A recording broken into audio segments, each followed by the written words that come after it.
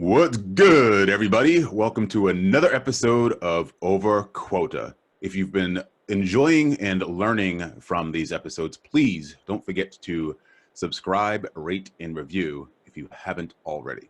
So, of course, my goal for listeners is to give you something in addition to your traditional sales coaching that you might already be getting by listening to other sales leaders and top salespeople on how they've been achieving their success. And one other thing, of course, before we get started and before I introduce you to my guest today, I should mention that this episode, or frankly, this podcast, is being sponsored by my company, the J. David Group, which is a helps high growth software companies recruit top salespeople and sales leaders. So if you're looking to hire top salespeople, go to thejddavidgroup.com/hiring to learn more. And of course, if you're looking for your next great job or great challenge, go to thejddavidgroup.com/looking. So today, my guest is Jerry Kelly. Jerry is the VP of North American Sales at Brainshark. Brainshark provides cloud-based software for creating, sharing, and tracking online and mobile video presentations. Jerry, welcome to Over Quota. Morning, Jay. Thanks for having me. Happy to be here. Yeah, thank you. Thank you for joining me. So let's just start there with what I just ended with, of course, which is tell us what Brainshark does in terms of its value proposition to the marketplace and then your role and scope of responsibilities there. Sure. So, Jay, Brainshark is, you had it right when you said create and share and track, presentation information, data. With Brainshark, bottom line, we help sellers be better. We help sellers hone their craft and actually be better when they're in front of clients. So large organizations out there have, it's been said by CSO Insights and Forrester, roughly about 40% of business-to-business sellers are making quota out there. That means 60% aren't. So what do you do? The other scary stat is 80% of business conversations with sellers, customers tell Forrester, are kind of a waste of time. That means 1 out of 5 sales calls are not adding value. So Brainshark, our platform is all about getting sellers ready for those conversations so they can maximize that interaction for their organization. If you think about the impact, some organizations have 10, 20 reps. What about the organizations that have 500 and 1,000 reps? Really tough to get all those people up to speed in a quick manner so they're all on message. That's what Brainshark's all about. And tell me a little bit more about how that would work in real time. So when you say the ability help them have better conversations and get prepared for those conversations and prepared for those meetings, give me an example of, and you just mentioned like a 5,000 person sales organization. How would that manifest itself if they were using Brainshark? Yeah, so one way is we have a video coaching platform that allows reps to practice certain things. You look at all the careers out there in sports and everything else, people are practicing, their craft. And selling, it's kind of been overlooked. You just go out and talk to customers, and if they buy, they buy, and if they don't, they don't. But, really, if you're a CEO of an organization with 1,000 or 2,000 reps, you want your reps to be saying the same things. You don't want different customers to be hearing different things depending on who they're talking to. So we give you a platform. The coaching platform is one where a rep can actually focus on a topic or an area of a conversation they're uncomfortable with and record themselves actually in front of, as if they were in front of a client, and then watch that and learn from it. Send it to a manager. Send that video to peers. Get some feedback. Are they speaking too fast? Do they have a lot of filler words? Are they coming across unsure of themselves? Any rep, you can go stand in front of a mirror all you want, but you're missing that recording and that feedback. And I think over time, if you look at a rep who maybe did his first recording or her first recording 6 months ago, go back at that same topic after they practiced and have done it in front of a client, you'll see a much different, dialogue and confidence about that person. Practice will lead to better performance. And Brainshark gives you a platform to do that, track that. We track all the takes. We give you the ability, as I said, to share with peers, share with managers, and we've actually added some AI into the product so that reps can get immediate feedback based on the words they're using from a cognitive services telling them, hey, you missed this word, you said this, you put in too many ums and ahs, and you spoke too fast. they get that right away as if it was kind of a video game environment. So they have that immediate feedback. So they're not waiting if their manager's traveling a week or 2 weeks, doesn't have time to review the video. They get the immediate feedback from the machine, if you will. Wow, that is fantastic. I love that AI component. It's one of the reasons why I listen back to all of my podcasts. I say not because I'm a narcissist, because I'm a perfectionist, and I want to make sure that I'm that I'm constantly improving. So, tell me a little bit about your organization in terms of the folks that are reporting to you. I guess your direct reports, and then also the entire sales organization that rolls up to you. Yeah, so I run our new business team. We're focused on enterprise accounts, which enterprise for us, we look at revenue and we estimate it on, obviously, where that data is not available, but any account over 500 million in sales. Okay. And then I have 10 people across the country that are running after that business. Got it. And obviously, the more we sell by seat, so the more salespeople someone has, the larger the deal could be. Got it. Okay. And I have a mid-market team. We have a mid-market team that focuses on those accounts smaller than that, organized very much the same way as I am. So that's a peer of mine runs the mid-market, and we both report up to the chief revenue officer, who reports to the to the CEO. So pretty flat organization. And when you say, so $500 million and above, describe to me the skill set that the 10 salespeople on your team that are selling into this market have. Like what if, and I'll just, even before we get into what I think or what you think differentiates the best salespeople that you've managed from other people, talk to me about, let's say for instance, if you were hiring the 11th person now, right? You were going through that. What are some of the things that you want to look for, or that you do look for? Well, I'm looking for someone who's sold to multiple buyers. Our solution is being vetted by various departments within an organization. It's not a one-person buy. VP of sales just doesn't say, I want to buy this. It has to go through, we're obviously looking at, marketing is involved because they're creating a lot of this training content via subject matter experts to get their sales reps up to speed and putting that in our platform, right, to help the reps through this process. So marketing's involved. There's usually a sales enablement function now, kind of a hot term out there in the market. HR is involved once in a while because it's a training component, and sometimes that rolls up to HR. So someone who's sold to multiple buyers and is used to getting a consensus yes across those entities, but that's somebody we want to talk to. Somebody who's passionate about selling, salespeople getting better. If you're not passionate about the product, you're not going to be very successful with it too. So yes. We really look for somebody who's like, wow, I can see how this product helps me. Part of our sales process, Jay, is we talk about how we use the product internally.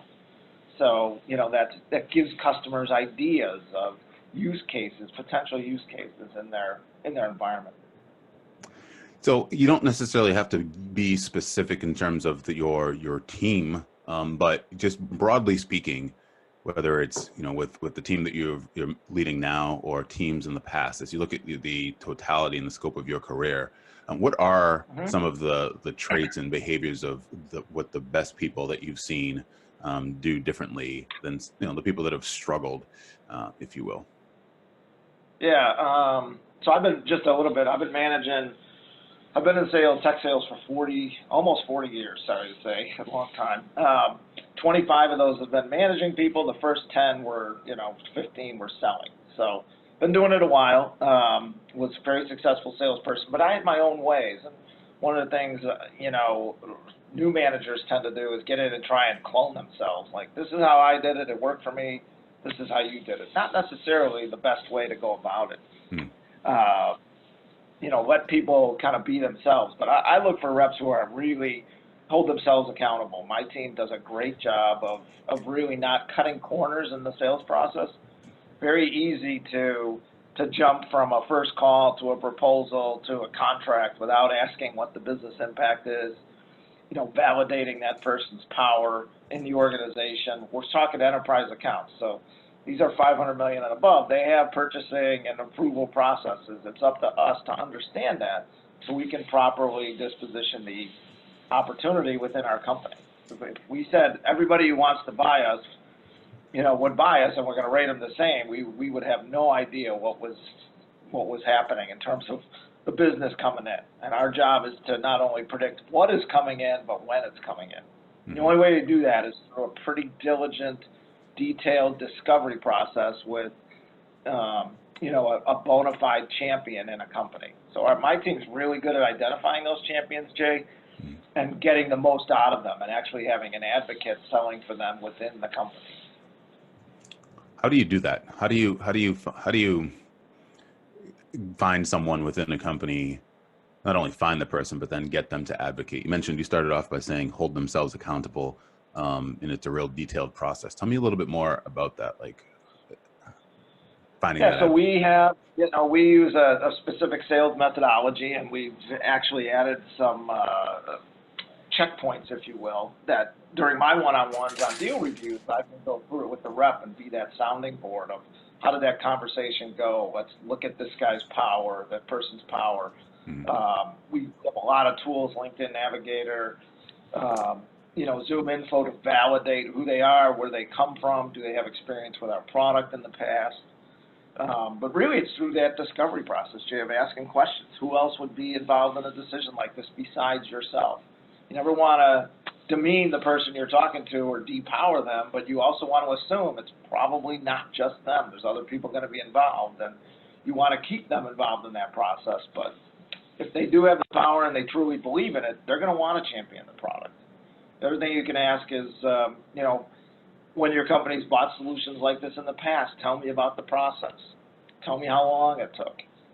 Tell me about the budget and approval process. What was beyond that? That type of thing. If a person doesn't know that, that's a kind of a red flag of, maybe you don't have yourself a champion. You have an influencer that can help you get to the champion, but you got to continue your questioning so you can get to that stage. It's really an art. It's an art of questioning and keeping that person involved, but not diminishing them, saying, oh, you don't have any power, I'm going to call somebody else. That's just going to hurt you in the long term in that organization.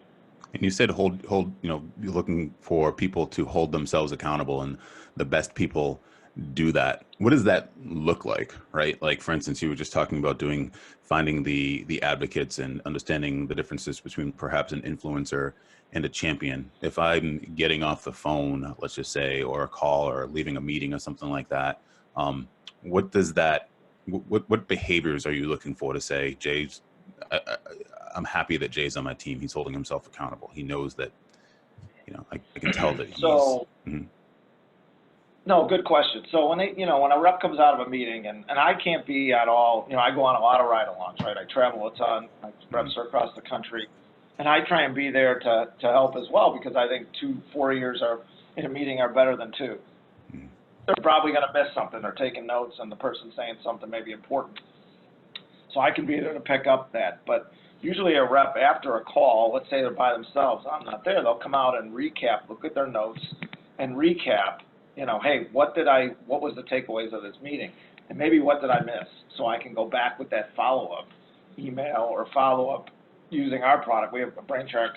We give the reps the ability to create a quick video, if you will, and recap a meeting to that customer so they can, validate that they catch everything or did they miss things. And it's a good opportunity to follow up on maybe some of those key areas that they missed in that meeting.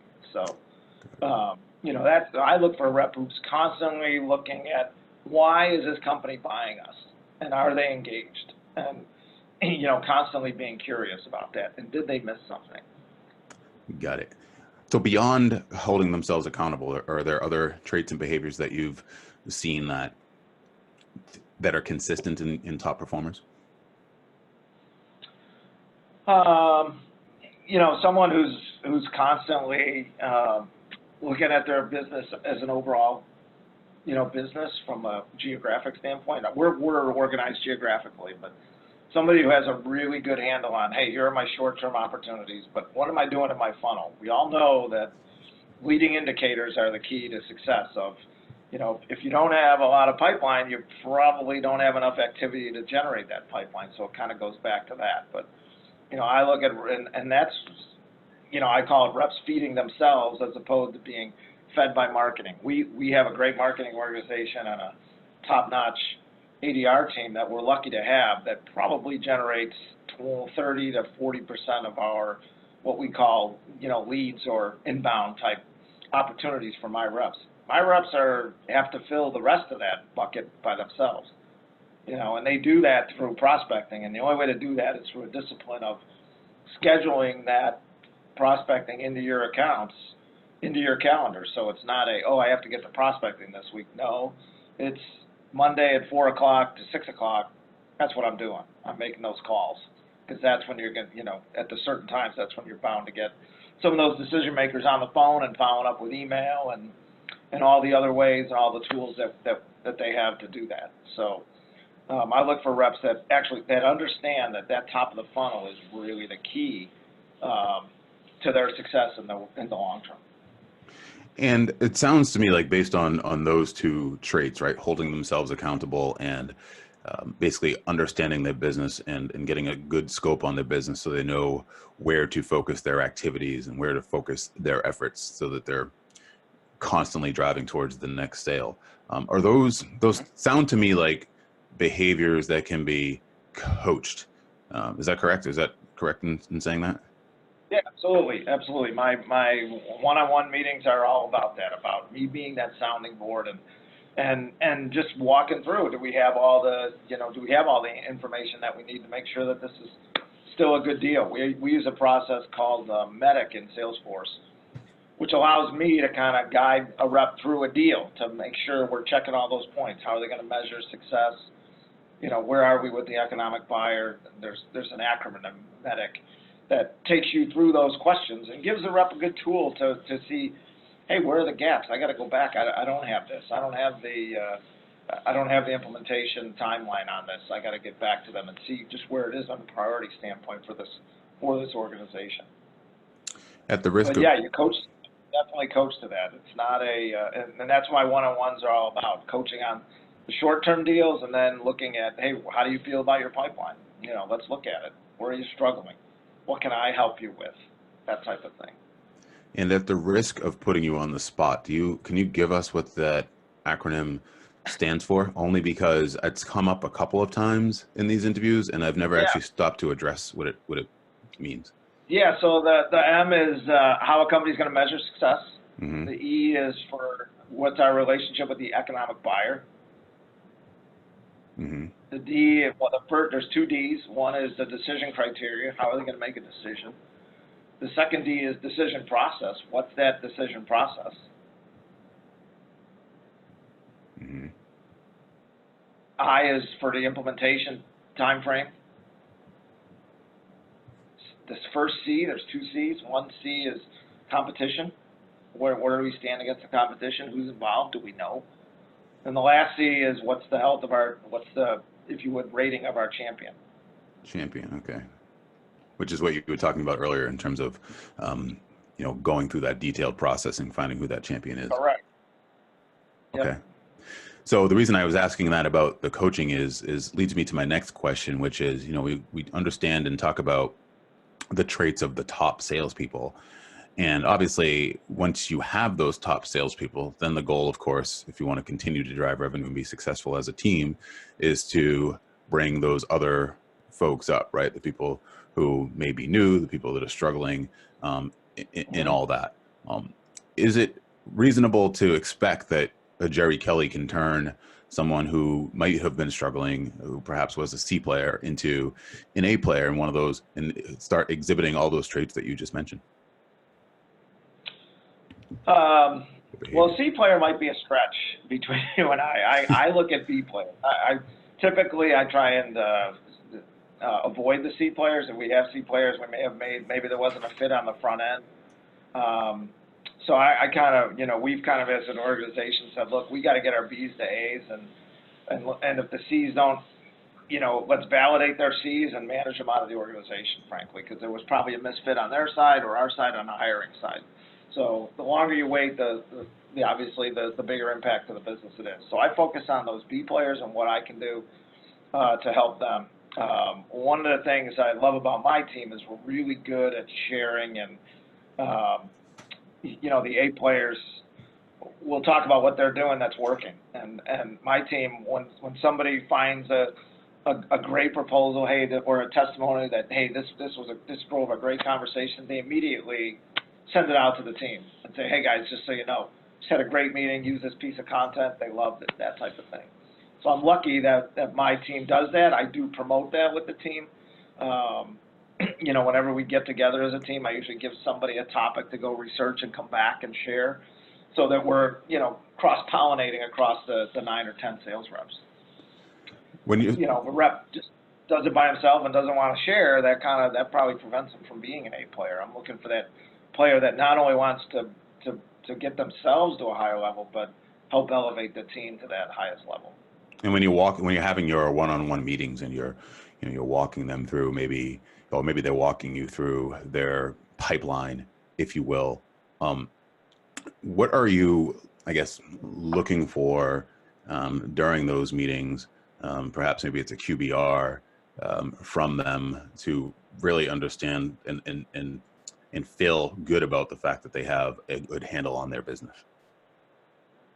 Yeah, so two different things there. The one-on-ones obviously are my weekly, and I'm pretty diligent about having them, my weekly interaction. They know the agenda, they know what to come that we're going to go over. We're going to go over this quarter's opportunities right in Salesforce on the same screen, and make sure they've got, you know, all the information in there for them and us, so we can understand the business. We have a responsibility to report to the board on what's happening in the quarter, and Salesforce is the only way our executives can do that. And if somebody's opportunities in there blank with not a lot of info, that doesn't send the best message up the executives as they're trying to pull what type of deals are coming in for the quarter that they need to report to the board. So my job is to actually make sure that, hey, Salesforce is up to date, the deals for this quarter are tracking as expected, here's the risks, and here's the upsides. QBR is a different thing. QBRs are your quarterly meetings with the team. You know, I tell the reps, treat those QBRs, and I have a format that they follow, Jay, that I'd be happy to share, that my boss actually came up with, which is called the plan to make plan. What is your plan to make plan this quarter and for the year? And I tell the reps, look, come to that meeting as if that territory is your small business. How are you running that business, right? What are the short-term opportunities and what are the long-term ones? And take us through those. And I do those QBRs. There's mixed feelings on this, but I do them in front of the whole team. So they present to the team to go back to that sharing of information, so that a few reps, you know, the goal was so that they learn something from each one of the reps' presentations, so they have a takeaway from each one.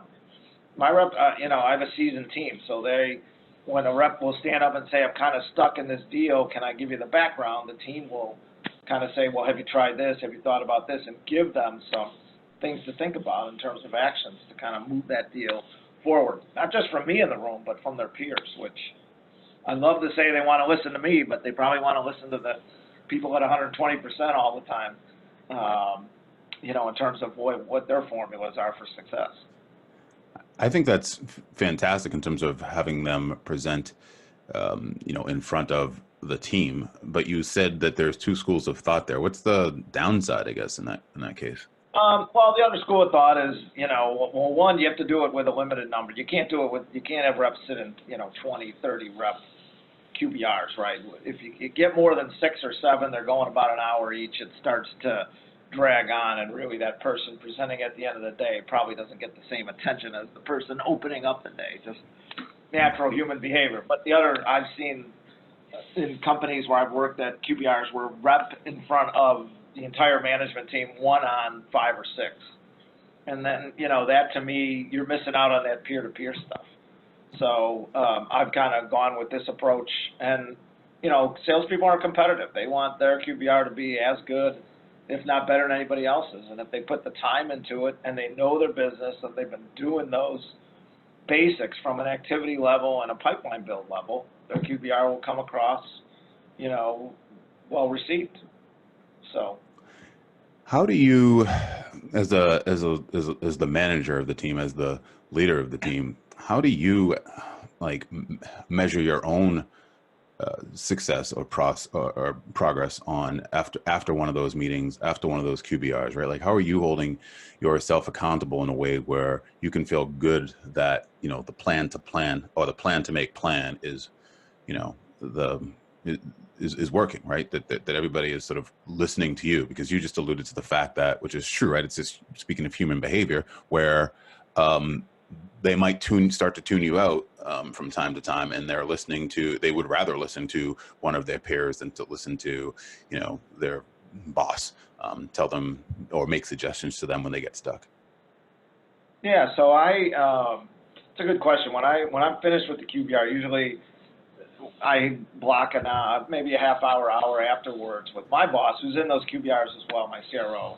Mm-hmm. She's really good and somebody I can, you know, bounce anything off of. Very transparent. We have a good back and forth and kind of help and coach each other. But she's in those meetings, and then she and I will assess with the reps out of the room. Okay, let's look at there's two aspects of a QBR. Let's look at the business. How does it look for the next quarter? Are we comfortable with the pipeline? You know, what do we want to put forward as a commit for my team? And then we look at the people. Again, it's an opportunity to look at that person and say, okay, well, how do you think everybody did? You know, or did our B players take a step up today? That type of thing. Did the people that maybe we had doubts on, did they validate that they're probably not, you know, right for that role? That type of thing. So kind of look at it two ways as the business, so we can do the right things for, you know, obviously reporting up to the execs and the board. But then I look at it as an opportunity to assess my team as well. Is everyone on your team, do they all have the same quota, or they have different quotas? They all have the same quotas, Jake. Okay. When you have the number from the board, let's just say, or, you know, your CRO, in terms of the revenue that you're responsible for, how do you, I guess, how do you put that together with the sales team? If, let's say, for instance, if the number, and maybe this isn't the case at Brainshark, but I guess I'm wondering if you've experienced this in the past, where maybe there's a certain stretch number where the, you know, the board or the investors really want and need Brainshark or the company to get to, but then you're looking at your pipeline, you're coming out of these QBRs, or maybe to start the year, and you're just saying, like, this doesn't necessarily compute, it doesn't add up. How do you sort of manage up and manage down at the same time to make sure that your team's motivated, they feel like the numbers are realistic, but at the same time you're giving your board what they need to as well, in terms of the number that they're asking you to deliver? Yeah, I mean, our company has spent a lot of time with the board and the exec team looking at what our yield should be per head. So we take a really close look at that.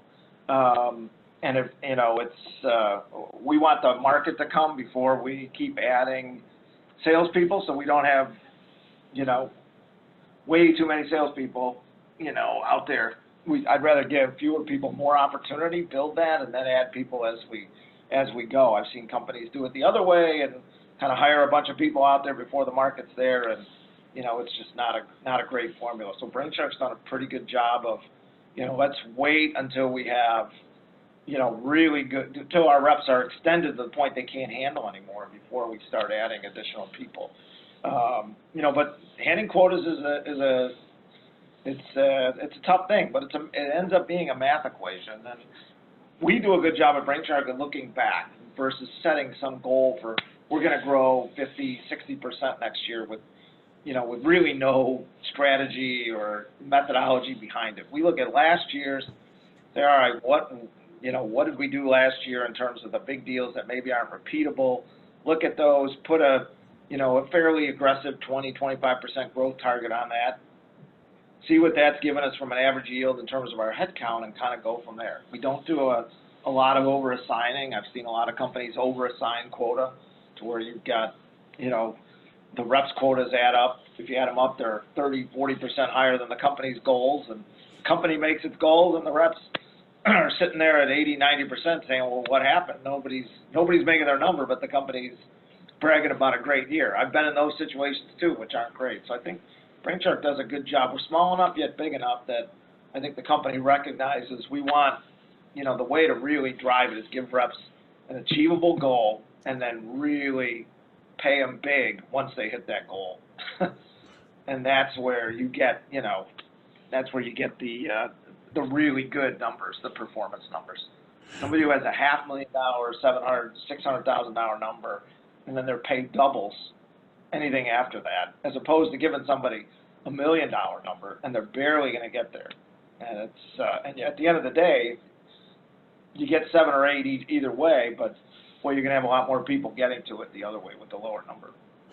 Yeah, it's one of the things that I always run into as as a sales recruiter, and that's why I like having these conversations with people like you, because I've started to think, after doing this for 14 years or so, that when a sales candidate tells me that nobody's hitting their number, my quota went up, I'm not able to meet my number, which means I'm not able to make the income that I want to make, that I've almost become a little bit, I guess, cynical, if you will, because I feel like that my clients are going to say, this isn't, they're just not doing it right. They're not hitting their number. We need people that are overachieving. And it almost just becomes almost a cliche or an excuse that the numbers are just unachievable. But when I hear someone like you say it, then it sort of says, okay, like this is a reality. These things actually happen. So I guess, let's say, for instance, if you're meeting a new sales candidate and that is the story, right, that they haven't been able to meet their number, say, for the last couple of years, let's just say, right, and they've heard that Brainshark is a great place to work, and maybe they've heard this interview and they're like, yeah, Brainshark people meet their numbers and exceed their numbers.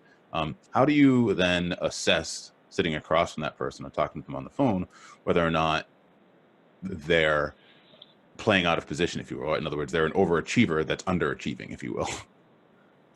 Yeah, if they got into a situation where the company just overassigned and they were really a talented rep and they just couldn't, and the numbers were unachievable. Yeah. I think there's, one, you want to get their assessment of that. I'd like to see some track record prior to that company, see how they did there. Do they have some success in their track record, maybe previous to that company who was handing out unreasonable quotas. I think with the hiring tools we have today, I can go out and really research on my own a candidate and find somebody in my network, or maybe once removed from my network, to kind of validate, where they are and what they're saying. Let me talk to, I do kind of early references. Do you have a customer I could talk to that you've sold to? Usually good sales reps have some sort of champion at a customer that will reference them for anything, typically. If they can't come up with one, that to me is, a little bit concerning, that you can't come up with one customer to validate your selling process. Because I think a customer will tell you more about a rep than anybody else. So I always try and do that early in the process. But I think with the tools out there like LinkedIn and all the connections, and I'm bound to find somebody that knows you, and I can do my own research and validate before, we continue down the conversation. What are you looking for in that reference? So you mentioned perhaps someone that they've sold to, whether it's a champion or otherwise. What are you looking for or listening for in that conversation as you're talking to that reference? Because isn't it only one data point? It is, but it's a customer. There's been a lot of talk, Jay, on the buying process is getting away from sellers, that it's all being done before any interaction with a seller. It's being done via websites and all that. But at the end of the day, technology is still bought by a person from a person. And, I just want to validate with that person in a company what that seller was like to deal with, and, I really want to deal with people that are nice people. We don't hire jerks.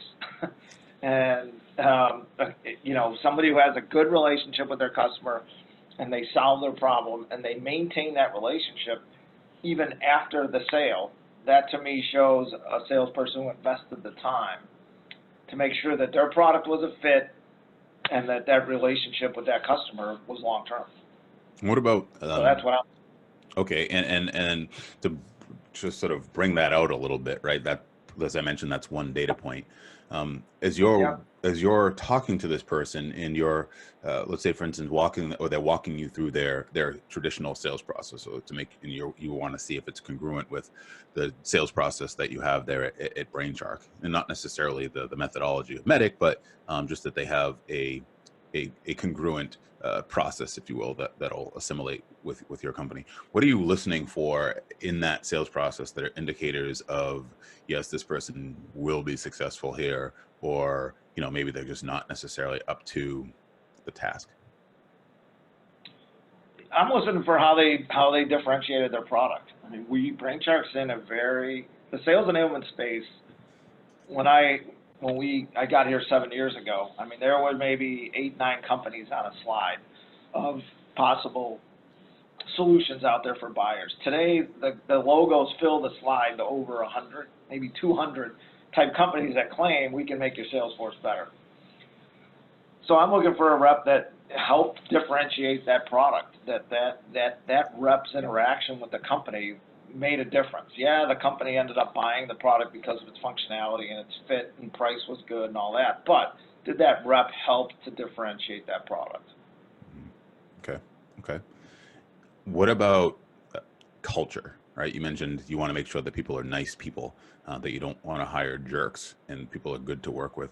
How important is that as you're assessing talent, perhaps in the recruiting process? And let me just add some foundation. So they have shown themselves to be accountable, right? They have a process that they've followed, and they seem to have a good track record of success. But how important is culture if they don't have, if they have the other things, but yet they're not necessarily quite a cultural fit? Do you move forward with them, or do you not move forward with them based on that?